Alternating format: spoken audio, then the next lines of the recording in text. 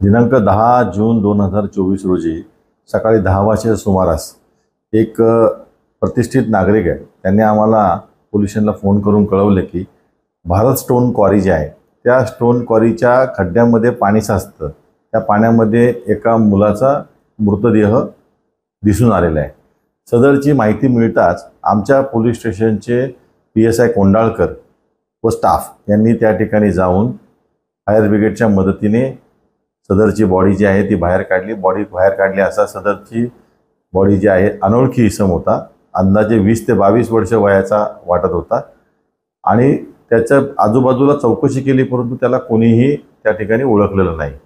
सदरबाबत Turbhe police Thane येथे अकस्मात मृत्यूची नोंद करण्यात आली। यानंतर सदर जो अकस्मात मृत्यूमधील मयत मुलगा जो आहे त्याचा शोध व्हावा, त्याच्या नातेवाईकांचा शोध व्हावा, त्याचं नाव काय ते समजून यावं याकरिता आम्ही सर्वस्व तपास सुरू केला होता।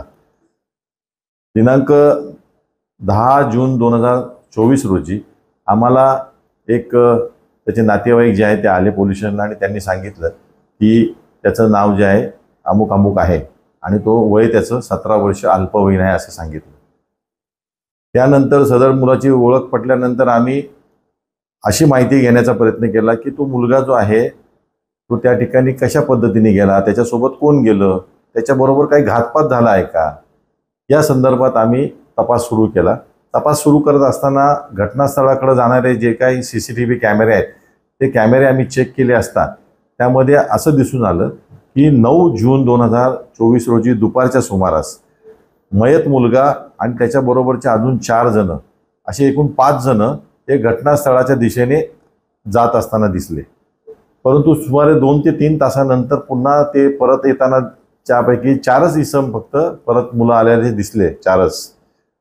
5वा जो मुलगा जो आहे तो दिसून आला नाही आणि तो मुलगा जो आहे तो आमच्या ह्या गुन्ह्यामधला मयत मुलगा असल्याचे स्पष्ट झाले।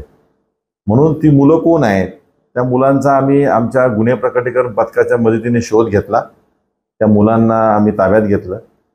त्यामध्ये अशी हकीकत कळून आली की 4ही मुलं जे आहेत हे त्या मयतासोबत पाण्यामध्ये पोहण्यासाठी गेले होते। तिथे गेल्यानंतर मस्तीमध्ये एकाने त्या मुलाचा पोहत असताना पाण्यामध्ये पाय खेचला खाली आणि त्या खेचल्यानंतर त्याला माहिती आहे की बाबा एखाद्याचा पाय खेचल्यानंतर त्याला पोहता येणार नाही, त्याला असं जाणीव असताना देखील त्याला पाय घेतला, त्यामुळे तो पाण्यामध्ये बुडाला।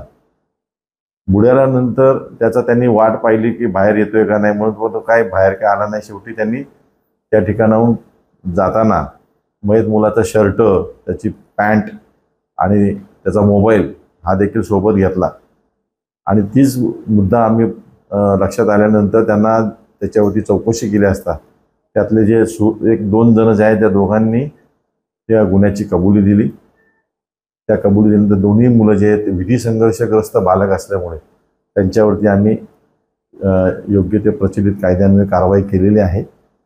दोन्ही मुलांना भिवंडी बालसुधार गृह या ठिकाणी त्यांची रवानगी करण्यात आलेली आहे। सदर गुन्ह्याचा पुढील तपास हा सुरू आहे। कोणार्क, अपना शहर अपनी बातें।